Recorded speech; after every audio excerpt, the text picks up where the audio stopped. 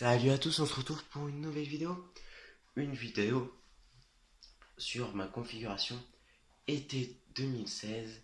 C'est une configuration à 800 € pour faire du gaming et évidemment du coup aussi de la bureautique.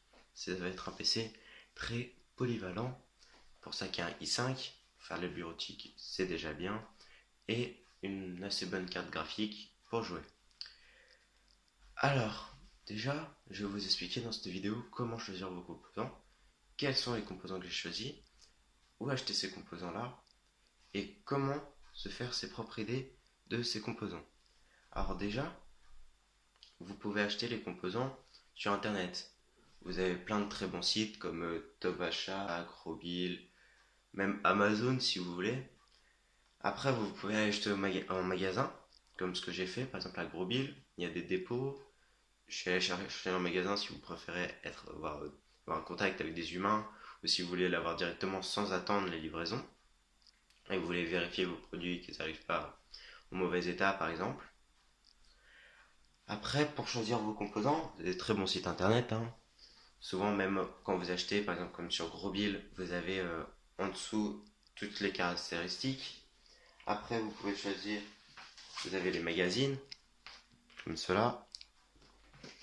Vous avez Canard PC, vous avez Hardware, vous en avez des millions. Et ce qui est bien dessus, c'est que vous avez des benchmarks, mais vous avez aussi des configurations. Alors qui vont de tous les prix. Vous en avez autant à 500, qu'à 800, qu'à 1500, et vous avez des configurations autant pour faire du bureautique que du gaming. Alors moi, déjà, je vais vous parler de ma carte mère. Avant de commencer, je tiens à préciser que tous les prix de tous les composants et toutes les références seront dans la description de la vidéo, ça sera plus simple. Donc, déjà pour la carte mère, alors moi c'est une MSI B151 Gaming M3. Pour ceux qui n'avaient pas encore vu, c'est celle-là. Alors, pourquoi j'ai pris cette carte mère là? Tout simplement parce que déjà, elle était compatible avec mon processeur, le i5, que c'était un socket 1151, qu'elle était compatible pour la RAM DDR4, ce qui est la dernière génération de RAM, que c'était une ATX, donc les grands formats. Je pense que c'est à peu près tout, hein. Que j'avais aussi entendu de très bonnes choses sur cette carte graphique, sur cette carte mère là, pardon. Du coup, je l'ai prise. Et ce que vous pouvez faire attention quand vous achetez votre carte mère, c'est déjà le socket. Vous prenez bien le socket de votre carte graphique, excusez-moi, de votre carte mère, si ce soit bien le même que votre processeur.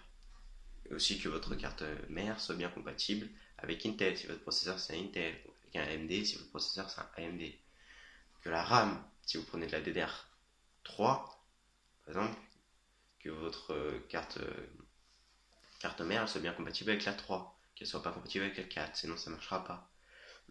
Si c'était une grande taille, une petite taille, comme une ATX ou une micro ATX. Moi je préfère les ATX, comme ça il y a plein de place, on peut faire ce qu'on veut.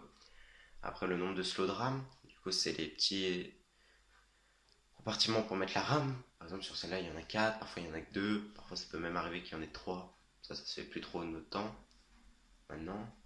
Après, je pense que c'est tout pour la carte mère. Après, on va parler du processeur.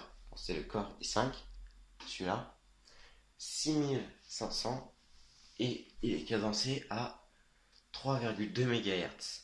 Alors, qu'est-ce que veut dire tout ça? Déjà, le Core i5, c'est la génération du processeur.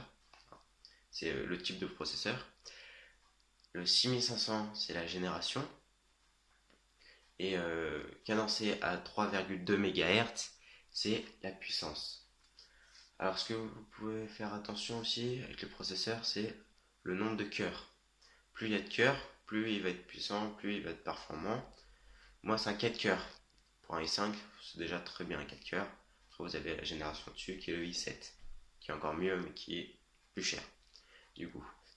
Après ce que vous pouvez regarder, s'il est overclocké ou pas. Alors s'il est overclocké, ou s'il est overclockable, pardon. C'est déjà il y a le cas après la référence, s'il est overclocké. Après, comme là, faut faire la mise au point.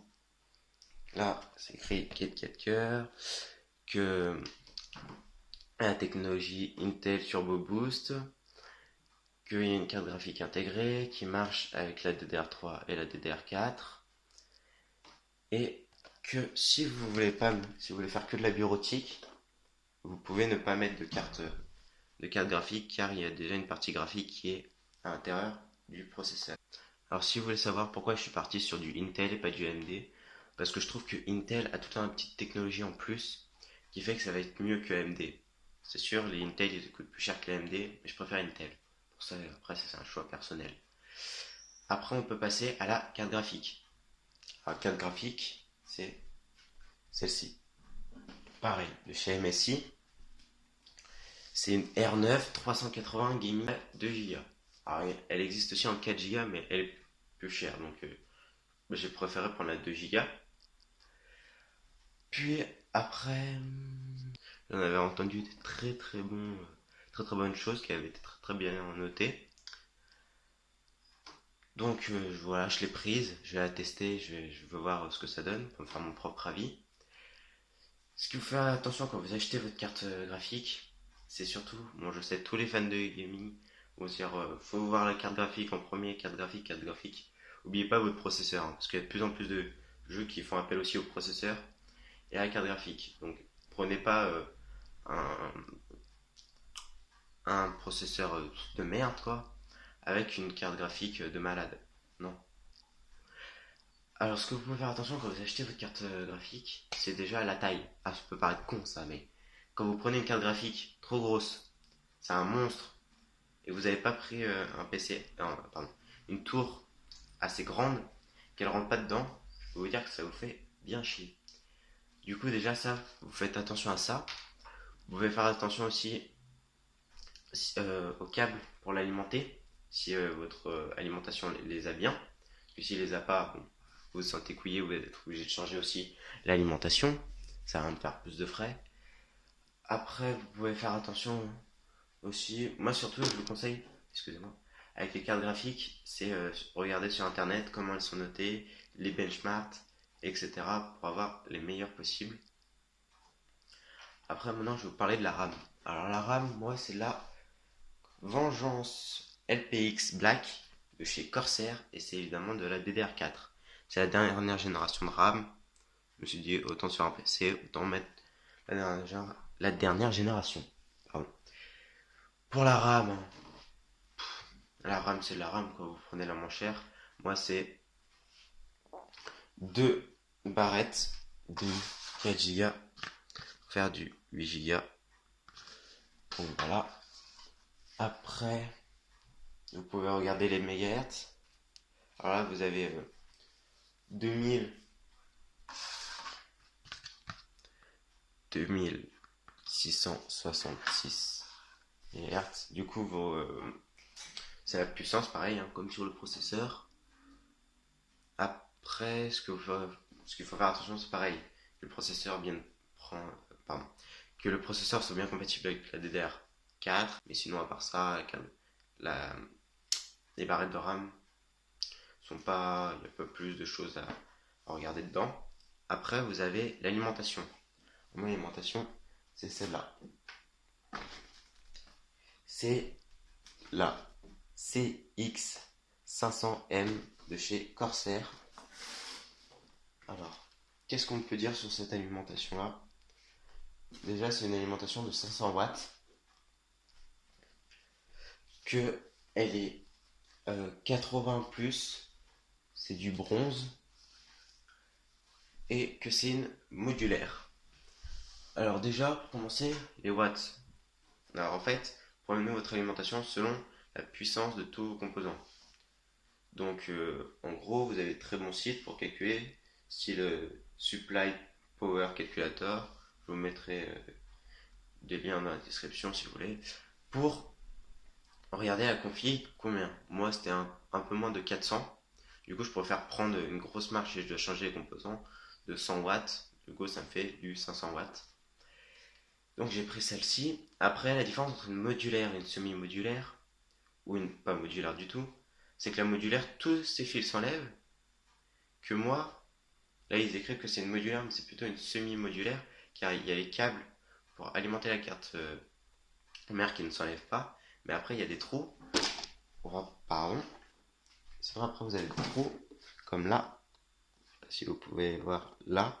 Et vous avez des câbles que vous rajoutez ici. En fait, ce qui est bien, ça, c'est pour le flux d'air, la circulation d'air, tout ça pour pas avoir des fils qui servent à rien et qui se trimballent dans votre PC.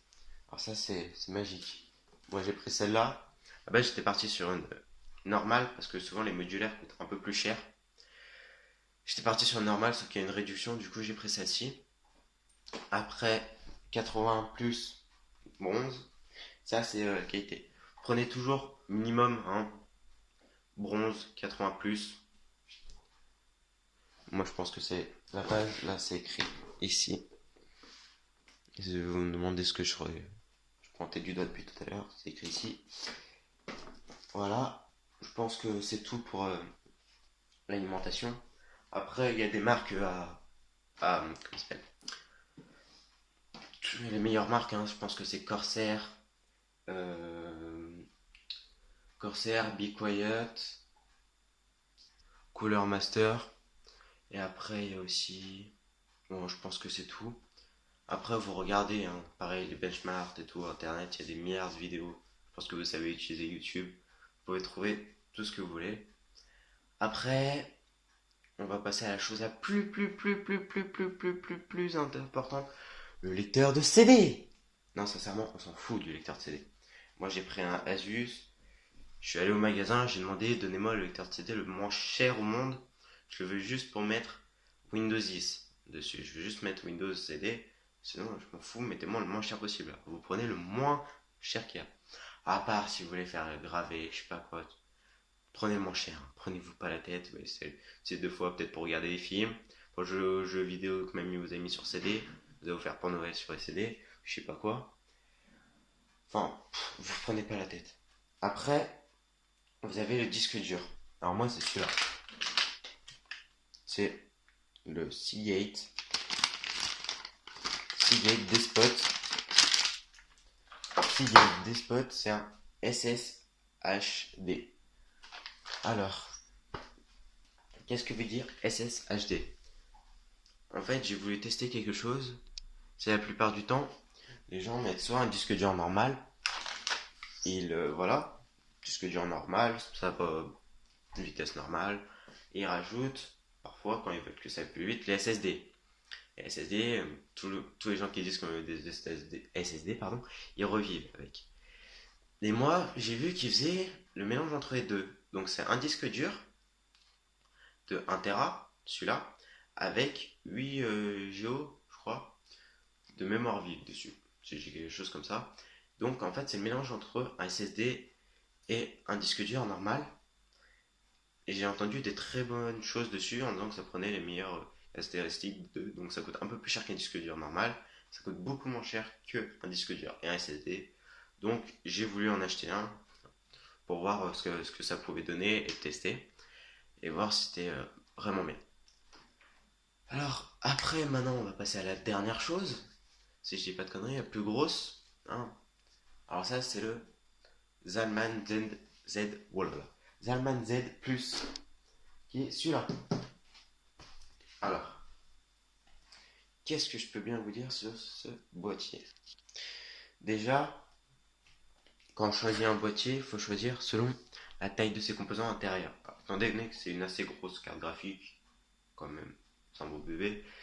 Une carte mère, c'est une ATX. Donc, je me suis dit que j'allais prendre une grande tour. Alors, normalement, c'est une grande tour, c'est plus grande qu'il y a. C'est encore plus grand, mais c'est déjà bien ça. C'est un beau bébé. Et du coup, à l'intérieur, je l'ai prise parce que déjà, je trouve que c'est un très bon rapport qualité-prix. À 70 € à peu près. Hein. Là, je vous ai dit un prix, mais c'est parce que, bon, vous voyez un peu. 70 €. À l'intérieur, vous avez 5 ventilateurs rétro-éclairés. Alors déjà, vous avez ça, vous n'aurez pas besoin de les acheter, c'est magnifique. Vous avez l'USB 3.0, vous avez l'USB normal, Vous avez donc la dernière génération USB. Vous avez tout ce que vous voulez, hein. Je pense que j'ai rien de plus à ajouter sur ce tour. Du coup, j'ai choisi ce tour-là. Après, les tours, vous choisissez comme vous voulez pour le côté esthétique. Moi, c'était celle-là, je la trouvais imposante, belle, tout en étant discrète, pas trop tape à l'œil, avec une vitre sur le côté pour voir les composants. Après, ça c'est personnel. Ça, vous faites ça comme vous voulez, comme vous le sentez, comme vous aimez. Il y a quelque chose qui m'est revenu sur la carte mère, c'est l'USB. Alors sur ma carte mère, moi, il y a de l'USB normal, entre guillemets, USB 2, et la dernière génération de l'USB, USB 3.0, 3.1, vous l'appelez comme vous voulez. Et vous pouvez regarder ça sur votre carte mère, s'il y a le 3.0, pour pouvoir mettre l'USB qui est en façade sur votre tour.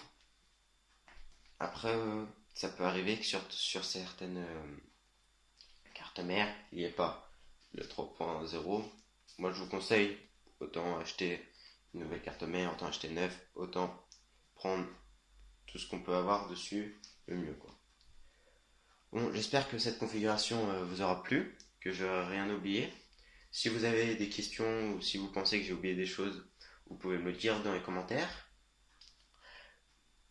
Dans la prochaine vidéo, la prochaine vidéo sera le montage de tous ces composants-là. J'espère que cette vidéo vous aura plu et que la prochaine vous plaira aussi. Et à une prochaine vidéo.